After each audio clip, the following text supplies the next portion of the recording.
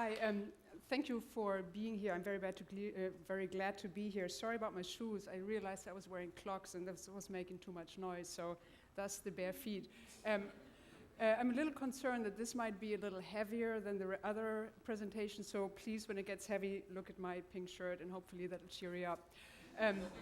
I want to share with you the experience that I had last summer on a trip along the Gulf Coast. I did an assignment for a German magazine in April of last year, covering some of the effects of the oil spill. It was a 3-day assignment. It was really short. I didn't feel like I had a chance to really cover the layers of the experience that people were experiencing, that nature was experiencing, and certainly that I was experiencing.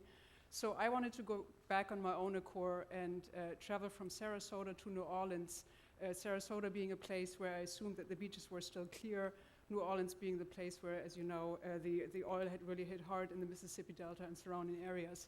So I started in Sarasota, a place where I could put my feet in clear water and look west and know that the oil was there. I was then driving on to Tallahassee to a Gulf Specimen Marine Lab, where people were concerned that the water that was feeding the lab was going to pollute the tanks where kids were going and kind of like having a petting zoo experience of marine life.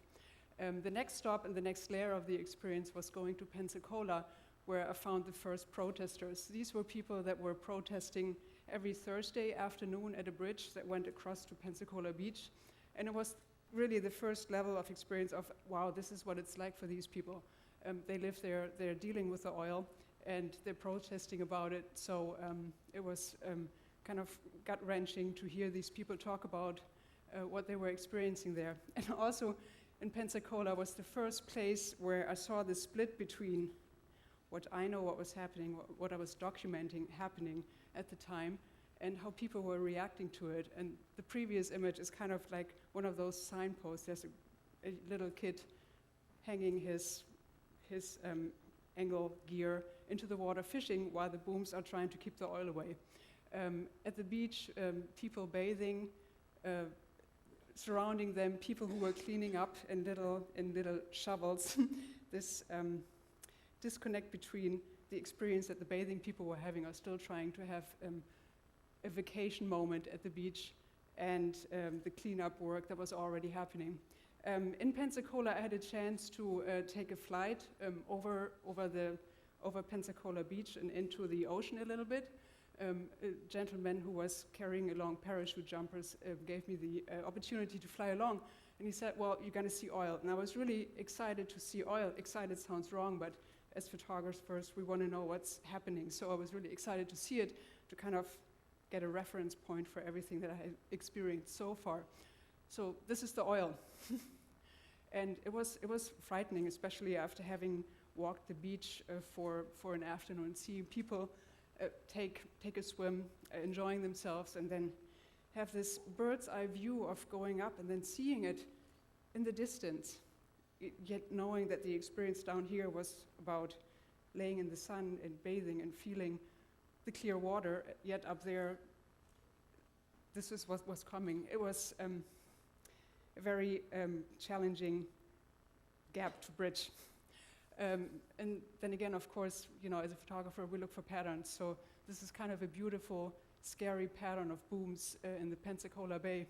And then what was really making me somewhat crazy was these 3 swans. I thought, I photographed this and I think, you got to be kidding me. Why are these beautiful birds swimming in the beach right there where, you know, a mile and a half away, there's oil coming in? So, I don't know, at this point in time in the experience, I think I was understanding the multi-layering of what a disaster like that entails on a human level, and on a personal level, and then on a societal level.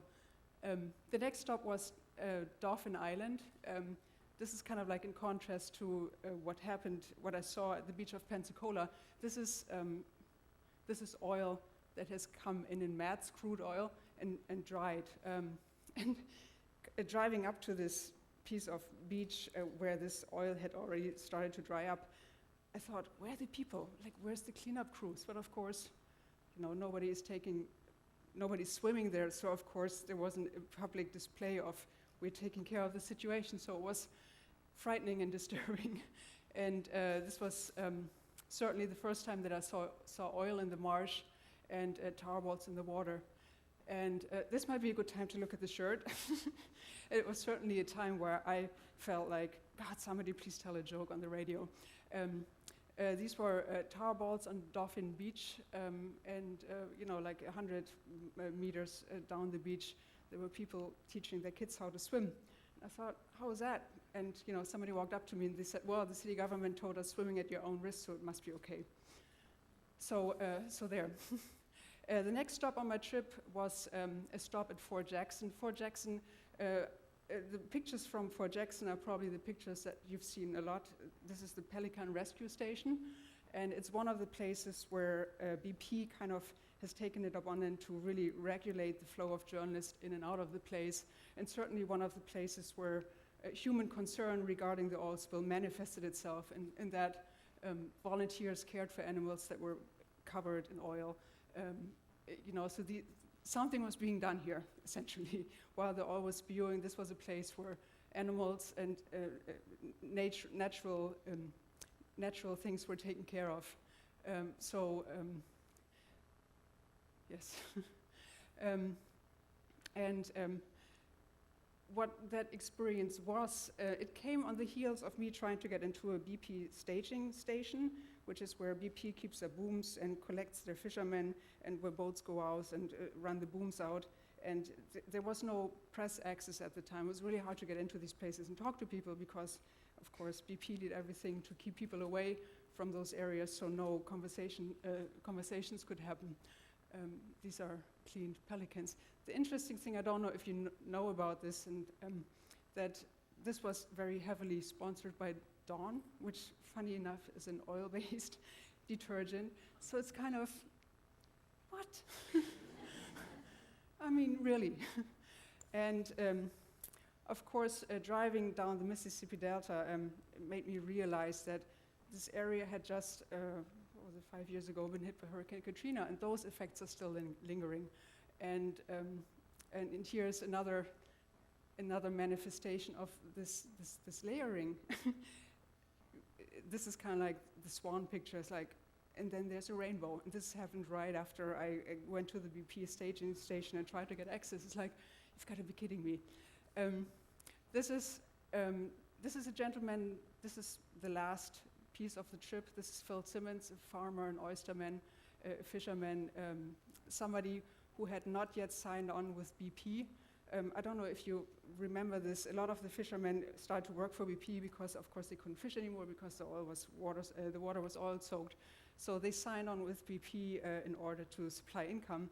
What they did with that was that they weren't allowed to talk to press anymore. So essentially, there were no free boats for press to drive around in.